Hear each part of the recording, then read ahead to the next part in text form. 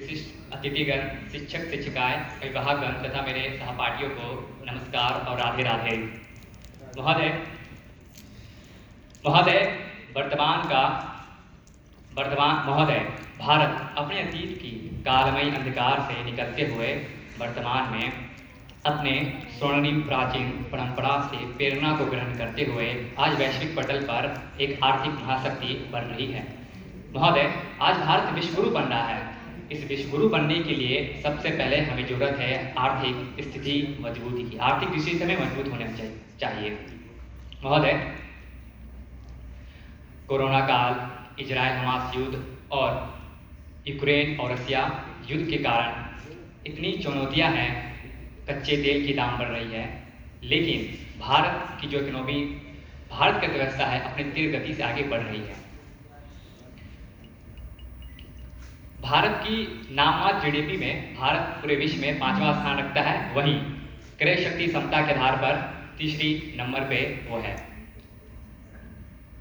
उम्मीद है कि इस वर्ष भारत की अर्थव्यवस्था का आकार $5 ट्रिलियन की हो जाएगी। IMF वित्त वर्ष IMF ने और भारतीय जो बजट है उसमें ये माना गया है कि भारत अगले 3 वित्तीय वर्ष में 5 ट्रिलियन इकोनॉमी हासिल कर लेगी।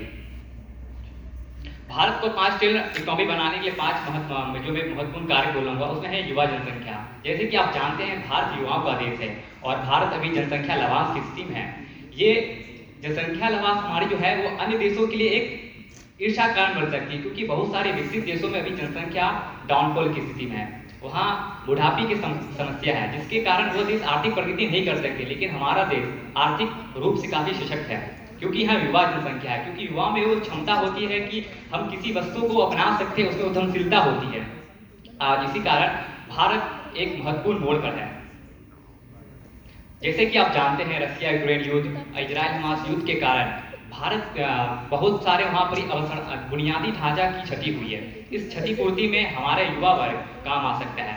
अगर हम अपने युवा को कौशल आधारित शिक्षा दें तो उस देश में जाकर वहाँ पर काम करेंगे, तो वहाँ पर वो आय भी जनरित करेंगे और उस पैसे इस पूंजी को भारत में निवेश कर सकते हैं, जिससे भारत की आर्थिक स्थिति और भी सशक्त होगी। जैसे कि जानते हैं कि अभी जीरो नेट कार्बन की नीति अपनाई जा रही है। भारत के बहुत सारे जो मजदूर हैं वो खाड़ी के देशों में काम कर रहे हैं, लेकिन जानते हैं ये तेल अब बंद होने वाली है, क्योंकि ये तो परंपरागत स्रोत है, जिसके कारण वहाँ की इकोनॉमी नकारात्मक दृष्टि से नीचे जा सकती है। जिससे वहाँ के जितने मजदूर हैं वो भारत में आएंगे। अगर हम उन्हें कौशल शिक्षा दें तो जो विकसित देश में जो बुढ़ापे की समस्या है, यहाँ के कामकाजी वर्ग वहाँ जाकर पूंजी बनाएंगे और इंडिया में भारत में निवेश करेंगे, तो देश की आर्थिक समृद्धि बढ़ेगी। जैसे कि युवाओं में कौशल का शिक्षा का अभाव है, तो भारत सरकार ने कई योजना लाई। इसमें स्किल इंडिया, स्टार्टअप इंडिया है। परिणाम स्वरूप इसमें जो रिजल्ट आया है वो काफी सकारात्मक है। इंडिया वेंचर कैपिटल रिपोर्ट 2021 के अनुसार भारत में स्टार्टअप 2012 से 17% की चक्रवृद्धि विकास के दर से बढ़ी है। अब मैं ग्रामीण अर्थव्यवस्था पर बात करता हूं, जो भारत को $5 ट्रिलियन की अर्थव्यवस्था बनाने में प्रमुख कारक है। भारत की अधिकांश संख्या, जैसे जानते हैं, ग्रामीण क्षेत्रों में रहती है। 50 से 55% जनसंख्या की आय का मुख्य स्रोत जो है वो ग्रामीण अर्थव्यवस्था से ही पूरी होती है। महात्मा गांधी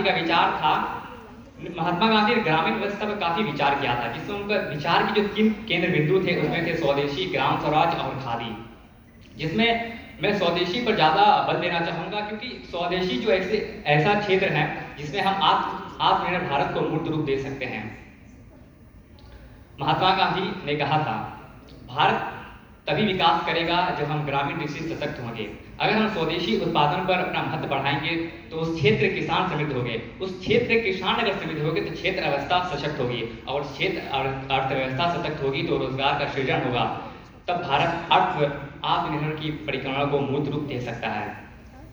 जैसे कि जानते हैं कि महात्मा गांधी ने सहकारिता मॉडल पर काफी विचार किया था, और उनकी विचार आज भी प्रासंगिक है। सहकारिता मॉडल है क्या? जैसे कि मैं आपको एक केस स्टडी बताना चाहता हूँ कि यूपी में जो गन्ना के जो मिल वाले हैं वो काफी बंद हो रही है, आप देख सकते हैं। लेकिन महाराष्ट्र में वही सेक्टर बहुत ज्यादा तीव्र गति से बढ़ रही है। इसका प्रमुख कारण है सहकारिता मॉडल, क्योंकि वहाँ के जो महाराष्ट्र के किसान है, छोटे छोटे सामान्य किसान हैं, वे लोग मिलकर एक संग पूंजी लगाते हैं मिल में और उस मिल से एक संग जितने भी योग्यता के अनुसार उन्हें उस लाभ को अर्जित करते हैं। तो ये सहकारिता मॉडल का एक अतुलनीय परिणाम है जो हमारे देश को आर्थिक रूप से सशक्त कर सकती है।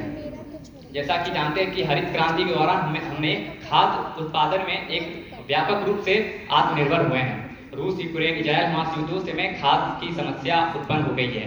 भारत के किसान आज के दौर में और अधिक सशक्त हो सकते हैं अगर हम चावल, गेहूं को आयात करें, और ये हो भी रहा है। Agriculture process and food expert development authority द्वारा जारी आंकड़ों के अनुसार 2023 में अप्रैल से सितंबर की अवधि में कृषि और प्राकृतिक खाद्य वस्तुओं का निर्यात 25% की वृद्धि हुई है। मैं यहाँ पर था, तो जब चाय पी रहा तो वहाँ पर एक चीनी का था, वो मेड इन यूएसए था। तो मैंने देखा चीनी भी अब यूएसए से आ रहा है। वैश्वीकरण के युग में मैं मानता हूँ ये सही चीज़ है, लेकिन जब भारत में इतनी क्षमता है कि हम अपने गन्ना उत्पादन कर रहे हैं, तो चीनी यहाँ पर ही है, लेकिन ये चीनी चल जा रही है अमेरिका, वहाँ से बन के आती है यहाँ पर। तो मैं हमारे किसान, अगर ये भारत सरकार इस पर ध्यान दे कि हम सेकेंडरी चीज में ज़्यादा ध्यान दें, रॉ मटेरियल को यहीं से बना के हम दूसरे देश में निवेश करें, तो ये भारत की एक आर्थिक क्षमता और विकसित करेगी, जिससे किसान भी आत्मनिर्भर होंगे और सशक्त होंगे।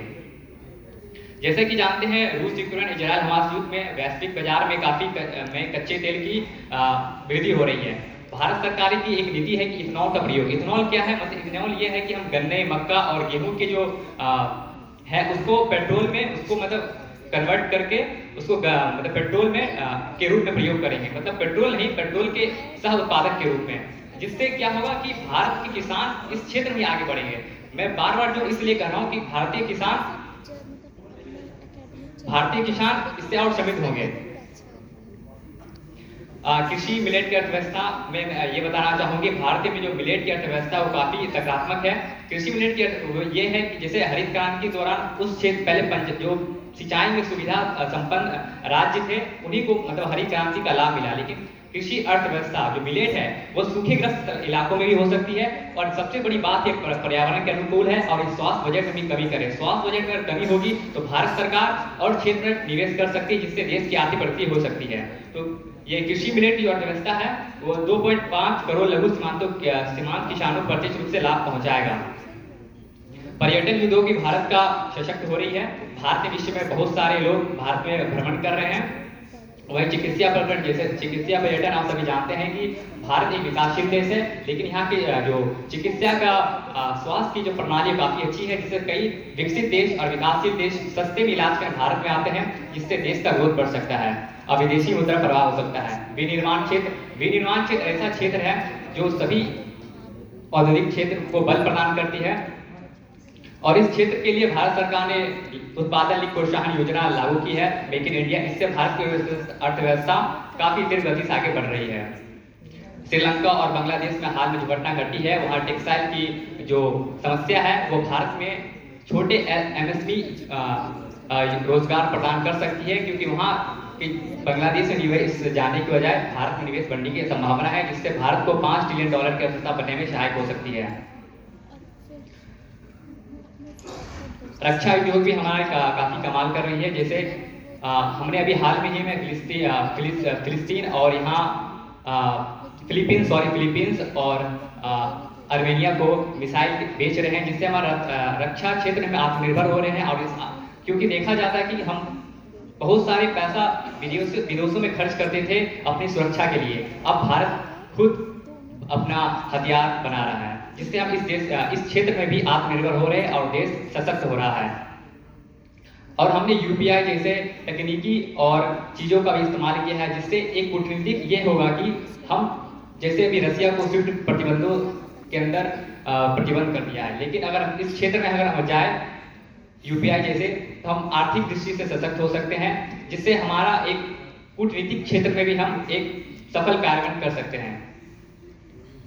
क्योंकि हम जो पैसा बनाते हैं कागज, उसमें भी रख रखाव, उसको बनाने में काफी खर्च होती है। अंत में मैं कुछ लाइन को खत्म करना चाहता हूँ। लाल बहादुर शास्त्री और अटल बिहारी वाजपेयी के नारे जय जवान जय किसान जय विज्ञान आदि प्रासंगिक है।